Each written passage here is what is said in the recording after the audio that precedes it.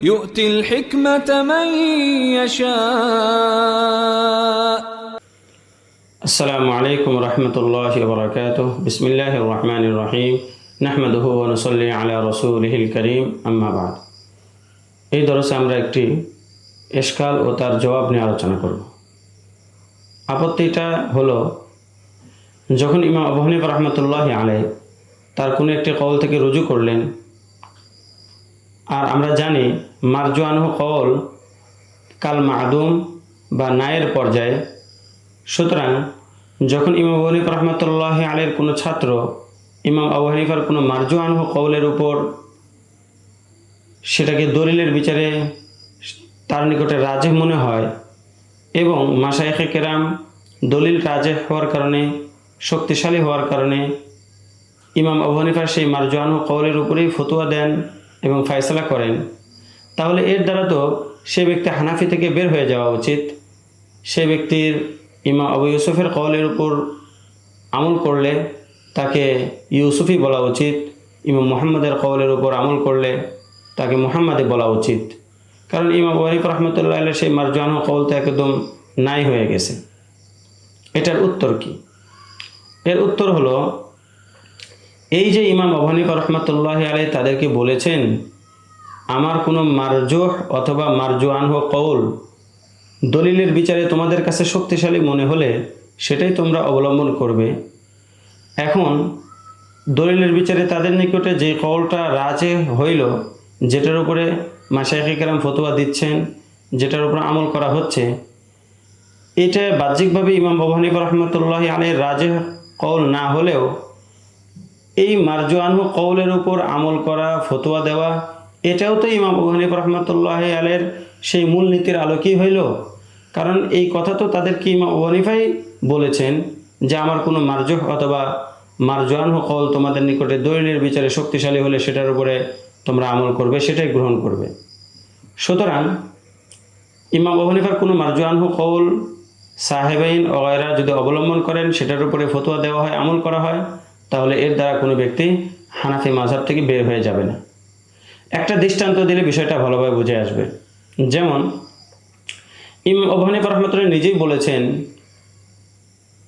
যদি তোমাদের নিকটে কোনো সহিহ হাদিস আসে, বিল ফরজ আমার মতের বিপরীতে কোনো সহিহ হাদিস আসে, সেই সহিহ হাদিসটা গায়রে মুতাআরাজ এবং গায়রে মুআব্বাল হয়, তাহলে তোমরা সেই হাদিসটার উপরেই আমল করবে, কারণ সেটাই আমার মাযহাব। তাহলে দেখুন, যদি ইমাম আবু হানিফার মাযহাবের বিপরীত কোনো সহিহ হাদিস আসে, সেটার উপরে যদি কেউ আমল করে, তাহলে এটার দ্বারা কিন্তু সে হানাফি মাযহাব থেকে বের হয়ে যাবে না, কারণ সেই হাদিসের উপর আমল করার দিক নির্দেশনা, আদেশ, সেটা তো ইমাম আবু হানিফা নিজেই দিয়েছেন।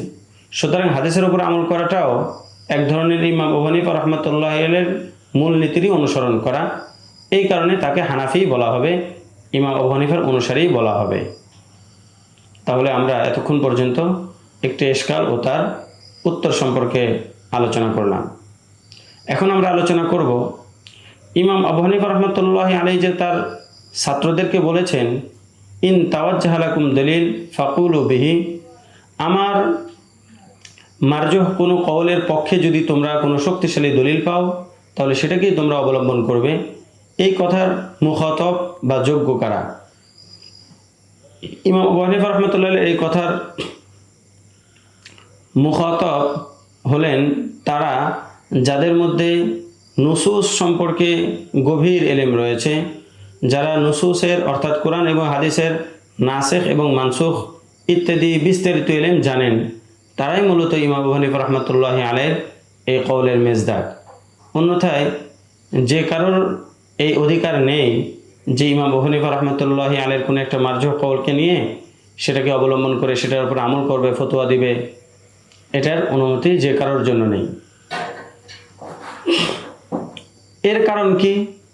যে ইমাম আবু হানিফা রাহমাতুল্লাহি আলাইহি এই কথাটা বলেছেন, আমার মারজুহ অথবা মারজু আনহু কওল তোমাদের কারোর কাছে দলিলের বিচারে শক্তিশালী মনে হলে সেটাকেই অবলম্বন করবে। এটা বলার কারণ হলো যে যদি স্বয়ং ইমাম আবু হানিফা রাহমাতুল্লাহি আলাইহির নিকটই সেই কওলের দুর্বলতাটা প্রকাশ পেত, তাহলে তিনি নিজেই সেখান থেকে রুজু করতেন। কিন্তু ওনার নিকটে দুর্বলতা প্রকাশ পায় নাই, এই জন্য উনি রুজু করেন নাই। এখান থেকেই আল্লামা ইবনুল হুমাম রহমতুল্লাহি আলাইহি বলেন, যতক্ষণ পর্যন্ত ইমাম আবু হানিফা রহমতুল্লাহি আলাইহির কওলের দুর্বলতা প্রকাশ না পাবে, প্রমাণিত না হবে, ততক্ষণ পর্যন্ত কারোর জন্য সাহেবাইনের কওলকে অবলম্বন করা, সাহেবাইনের কওলকে তারজিহ দেওয়া, সেটার উপর ফতোয়া দেওয়া, আমল করা জায়েজ নেই। পরের দরসে আমরা আলোচনা করব 14 নম্বর মূলনীতি সম্পর্কে ইনশাআল্লাহ তাআলা। আসসালামু আলাইকুম ওয়া রাহমাতুল্লাহি ওয়া বারাকাতুহু। يشاء ومن يؤت الحكمة فقد أوتي خيرا كثيرا وما يذكر إلا أولو الألباب